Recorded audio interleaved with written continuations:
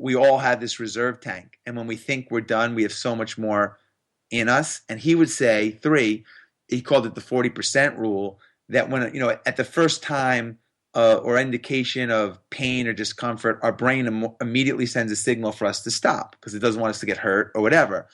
But that's really just a tap on the shoulder that we have 60% more in us. How do you make business problems disappear? Wrap them in bacon.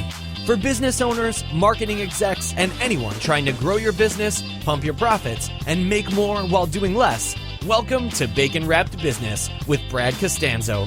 Sizzling hot business advice guaranteed to make you fat. Profits? Now here's your host, Brad Costanzo.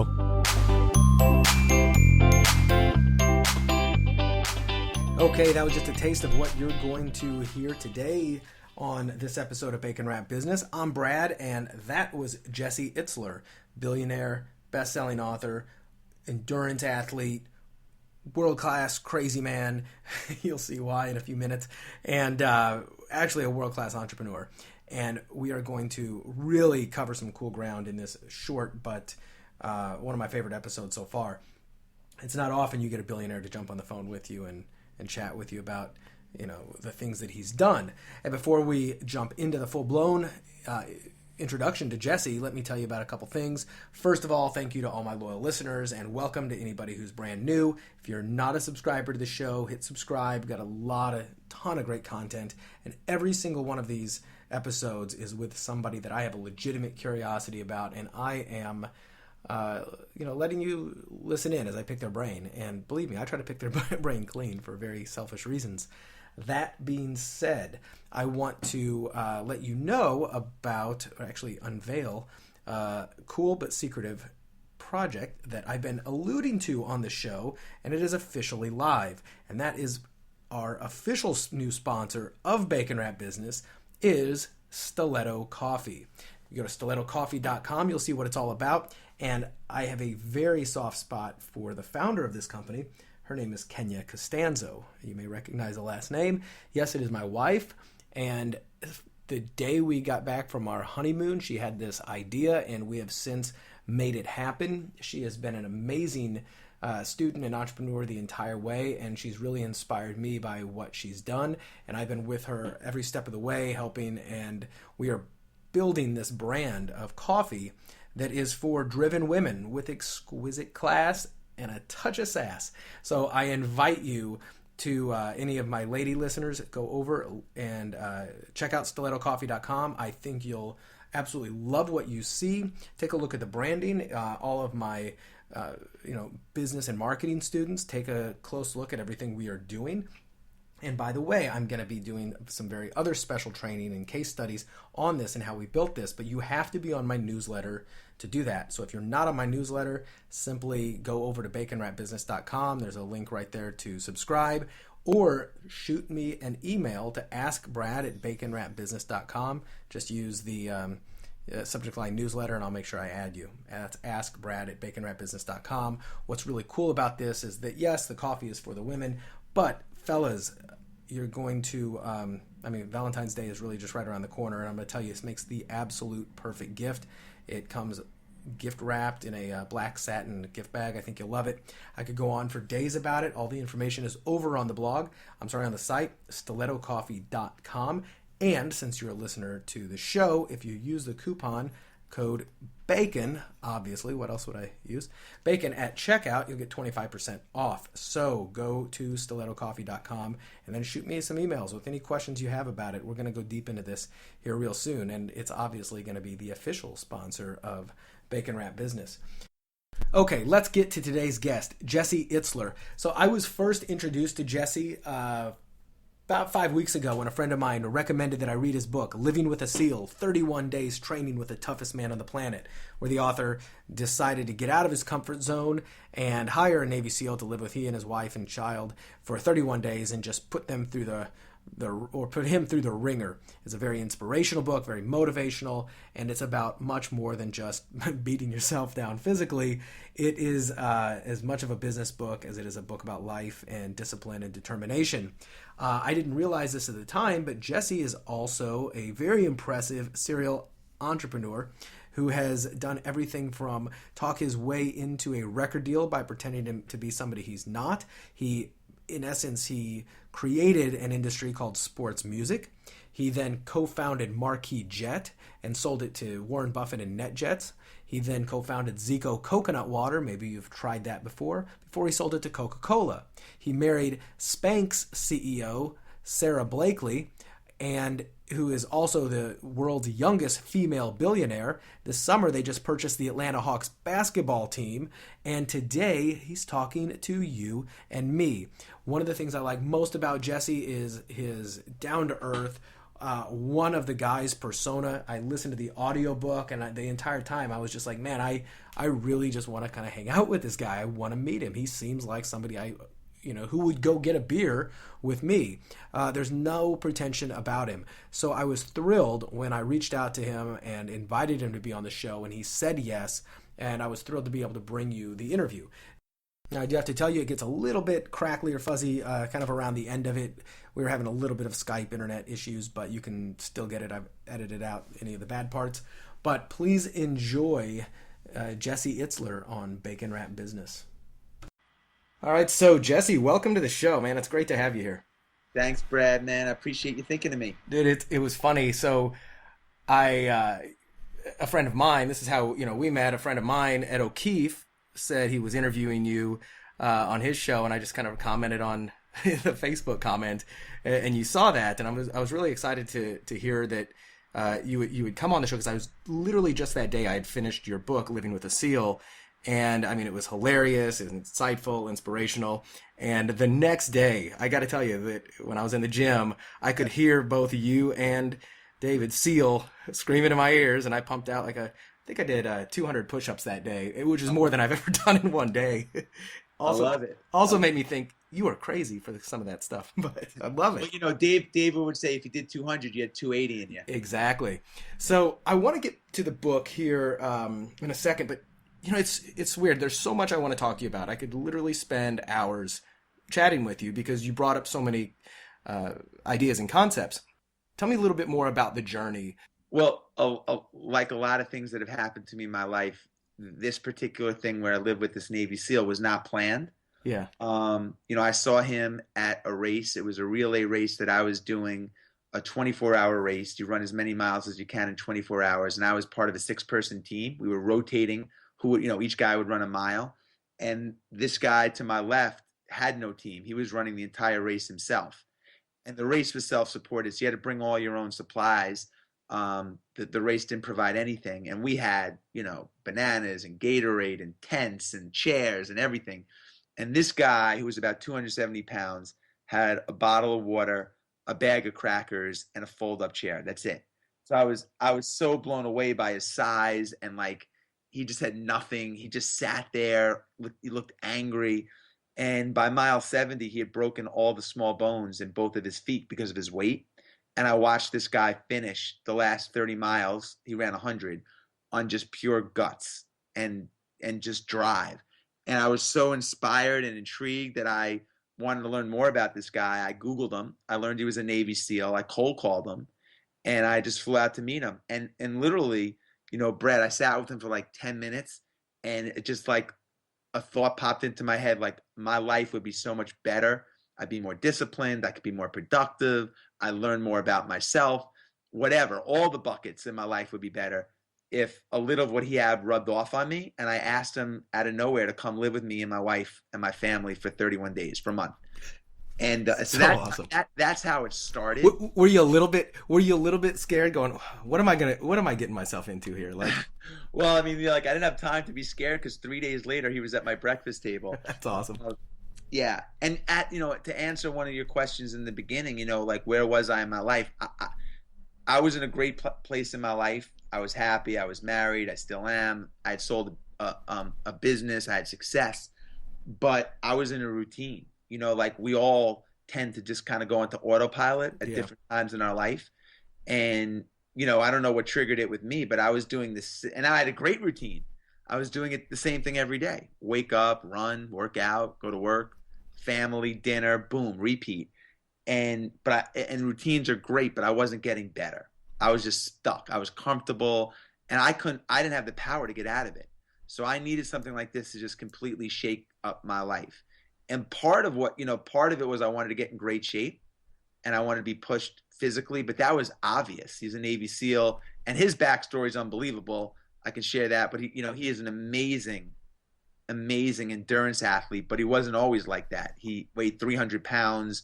He had low self-esteem as a kid out of high school. He turned his life around.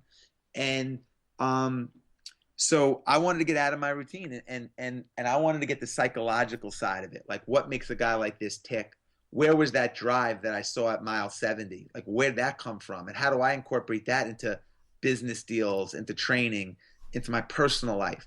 So that's what I signed up for. And I just went in, with no expectation other than hoping to find some answers.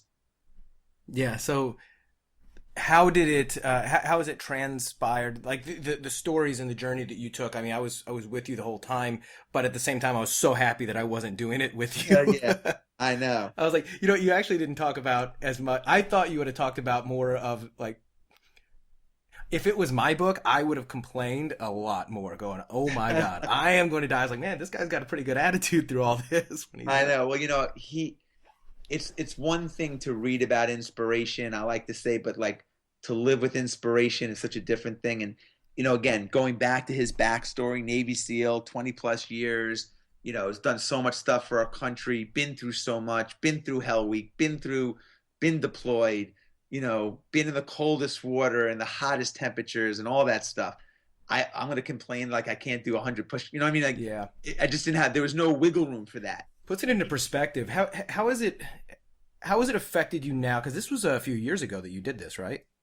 It was. And, I got out of it and that's why I wrote the book, because, it started out as a blog. I wanted my friends to follow along what I thought would just be the training side of it. Like, here's the run we did today. Here's the workout we did. Try to follow along or just laugh at it or whatever.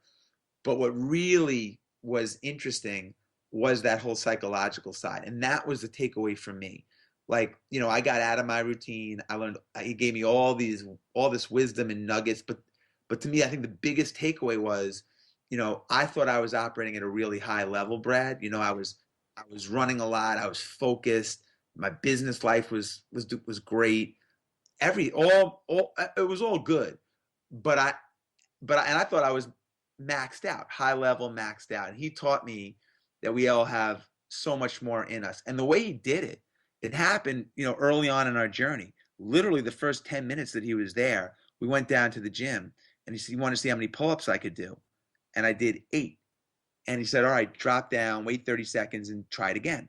And I got like maybe 6. And he said, all right, wait 30 seconds and do it again. And I barely, like kicking my legs, got like 3 or 4. And I was done. My arms hurt. I was just, it was just done. Mm-hmm. And he said to me, all right, well, we're not leaving until you do 100 more. I remember that. Right. You're talking about it. And I said to him, like, you're kidding, right? That's physically impossible.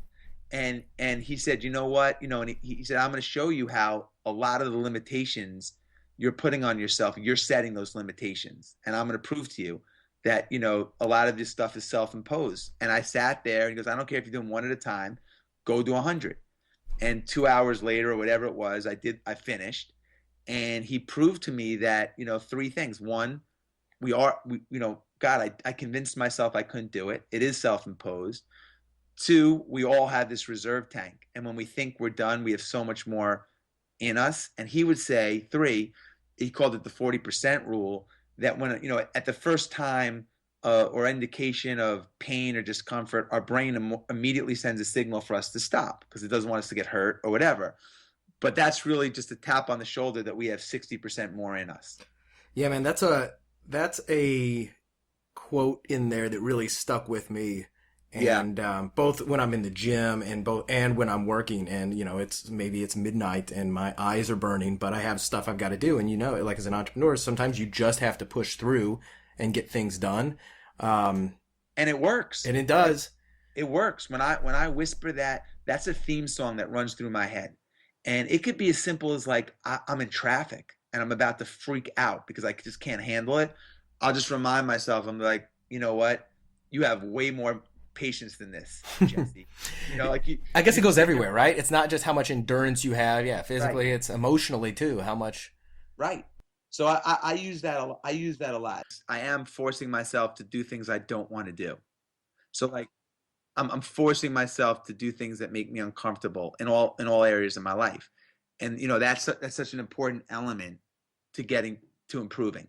If you're not willing to get uncomfortable or experience pain or failure or whatever, you're never going to get better. And part of our routine was every day doing something that sucked. He would wake up and be like, every day we're going to do something that just sucks, that you don't want to do. And what he was really doing was he was raising my kind of resetting my set point. He was taking the baseline that I operated on as far as mental toughness or whatever, and every day he was raising it. Right. And also redefining your definition of what sucks. Because you may think, oh man, I've got to sit down and do some taxes today. No, that doesn't suck. Running 10 miles and doing 200 push-ups, and that sucks. Right. But they both suck. We procrastinate, we put stuff off, but and that doesn't do us any good. So sometimes you just gotta just step up and be like, it sucks, but I'm gonna do it, and you feel better, and that's when you feel most alive. The harder the challenge, the more you're doing stuff that you hate to do, the more rewarding it is. You talked about some really interesting ways of getting your foot in the door in your career. And I would love for you to share some of those stories a little bit more. Like you were talking about when you first got your first rap deal, and when, and I heard you talk about the Marquis Jets deal a little bit. Yep. What to you was the biggest door you got your foot in your life? Early on, it's all been a process. Yeah. So it's all been like a ladder. One step leads to the next step, leads to the next step. Mm-hmm. And and I'm still going through doors that lead to new adventures and new journeys. The Marquis Jet door was a big door for me financially, mm-hmm. and it was a bigger platform. I wouldn't have gotten there if I didn't, finagle my way into the record executive's room and get a record deal. So it's all been a process. That is true. It's all interconnected, right? It's all interconnected. And, I've always had a movie in my head about where I wanted to be at the end of the day, but I never had a script. I've always been filling in the script as I go along. Like I always knew I wanted to have independence, have a house, kids, all that stuff. And I've had some goals that I've had or whatever. I had no idea how I was going to get there. So I've always, I knew the finish line. I just had to fill in the kind of the script to get to the finish line. And the common theme for me has just been that I've never had any past experience in anything that I've gone into.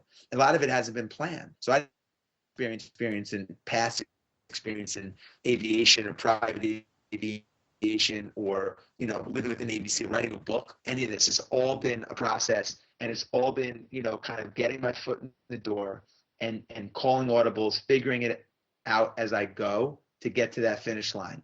And a lot of it has been, Brad, just like getting a tap on my shoulder from myself or from my gut and telling me that I'm a little bit off course. So a lot of times I've been in the door, like music. I got a record deal when I was 22 years old. I sent out 100 cassettes, and when I grew up, it was cassettes. Yeah, same here. So I had sent out, like most people in those days, 100 cassettes to every record executive on the planet. I didn't get one single call back. And I realized I had to do it differently if this was going to work for me. I really wanted to get into the music business. And I ended up calling a label out west called Delicious Vinyl. And when I got the founder's assistant or secretary on the line, through a lot of confusion, she thought I was an artist that was out, a popular artist in hip hop, and scheduled a meeting for me thinking that I was this artist. So that's how I got my foot in the door. And then I met with this guy, and he was confused, and I continued to confuse him, but I ended up getting a deal. Yeah, it sounds like you kind of live by the "let's ask forgiveness rather than permission" motto that so many of us do, right? Yeah, let's get in there and figure it out. Get in there and figure it out. And I ended up becoming great friends with this guy, and that was my first foot in the door. But a lot of what's happened to me in my life has been, getting my foot in the door and then getting a tap on my shoulder and saying, you know what, I didn't do great in the music world. My record didn't sell the way I thought it was. I didn't, I couldn't retire after putting out a record. In fact, I needed a job. So, I just realized that I was just off course a little bit, that I wanted to stay in music, but maybe it wasn't as a traditional artist. Maybe there's a different lane for me to go. And that I changed course. I started doing jingles. I started doing sports theme songs for sports teams. And I opened up a whole new world of opportunity. And ultimately, the next chapter of my life, which was sports music, a category that I basically created, and started a company around doing theme songs for teams and sold it to a public company. So you never know where it's going, but you got to get started. You got to get your foot in the...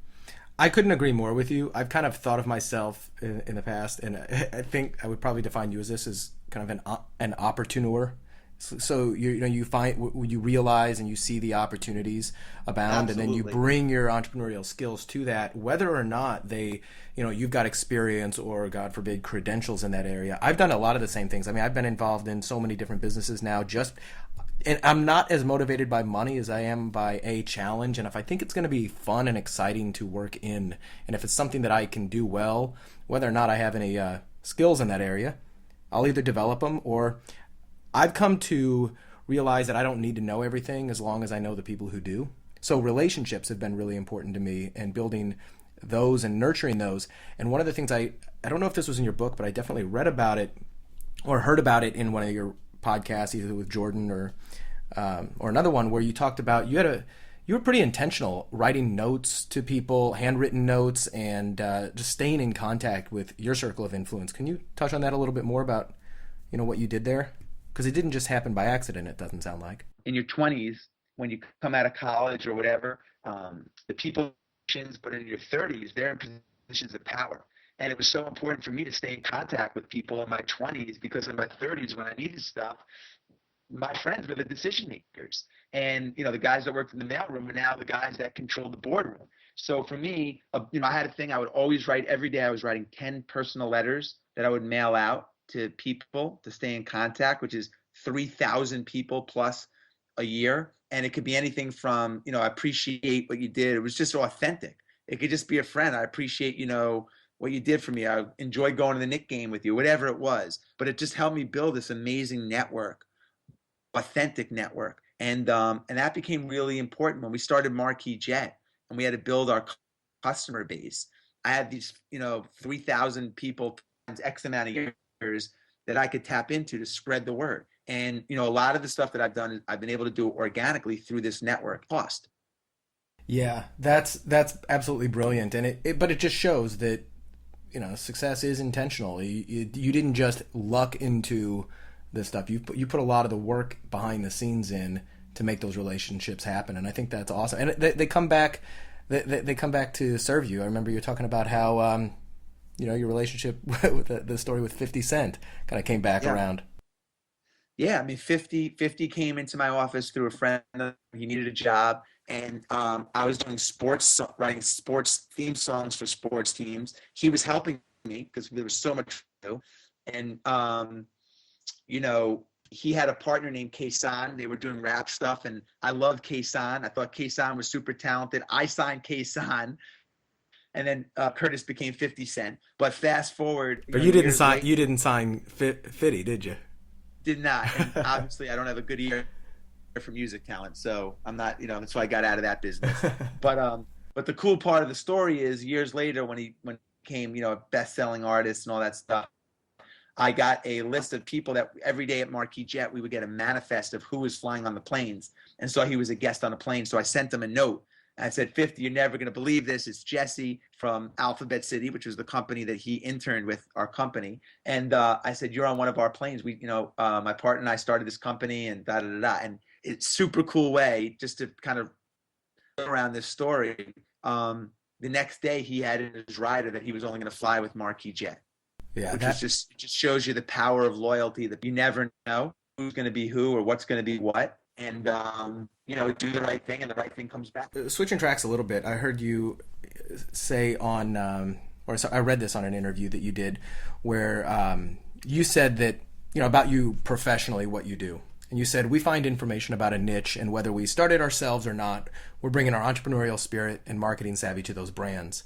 Is that something, and I know you've got your the 100-mile group and the, a lot of the different businesses that you work in. Is that something you're doing right now with companies, whether it's incubating them, advising them, investing in them? And I've seen a lot, but what can you tell me about what you're doing professionally now? Yeah, I mean, I always have my eyes out for stuff that I like, that, and I look at the world. I go into a supermarket, I study shelves.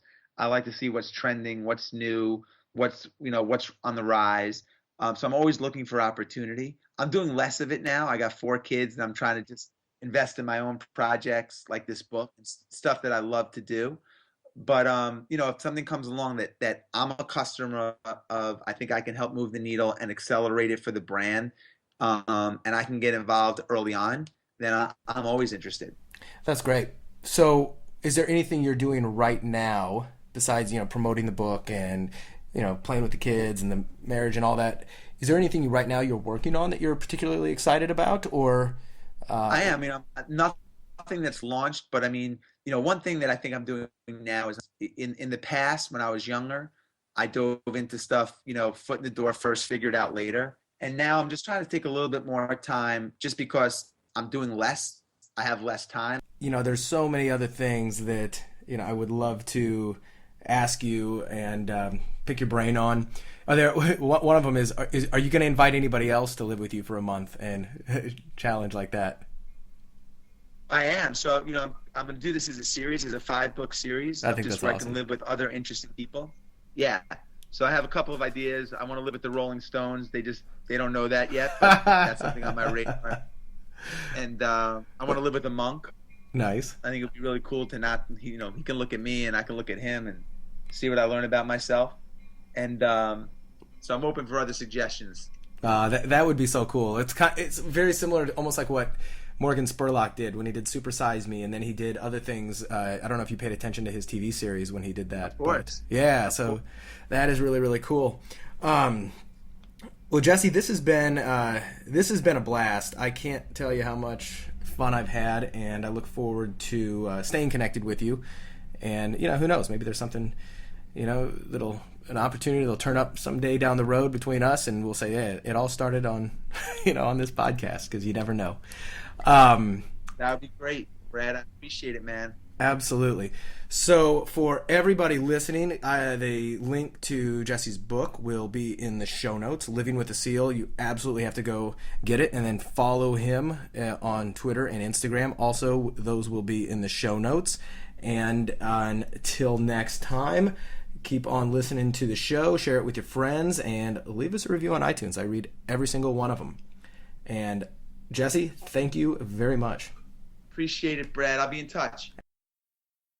All right, so that's the show, and I hope you guys learned a lot. I hope that it was insightful for you. I hope you go get the book, Living with a Seal, 31 Days Training with the Toughest Man on the Planet. And I hope you let me know what you think or thought about it. By the way, if you have any books, send them to me at askbrad@baconwrapbusiness.com. Once more, in the beginning of the show, I told you about Stiletto Coffee, and it's amazing coffee. You don't have to be a woman to drink it. Every single woman will love it. But check out stilettocoffee.com. Use the coupon code BACON. And now, if you want some extra insight on the business aspects of this, about how Kenya and I launched the coffee company and how we're already having some really good success, just make sure that you email me at askbrad@baconwrapbusiness.com. Just put Stiletto in the subject line. I'll make sure you're added to the special list where I'm going to be doing a webinar where we break down the entire strategy of everything we did. But that's only for my newsletter subscribers. If you're not subscribed to the newsletter, you will not get that. So, but you can subscribe. Just send me an email to askbrad@baconwrapbusiness.com, and that'll take care of it.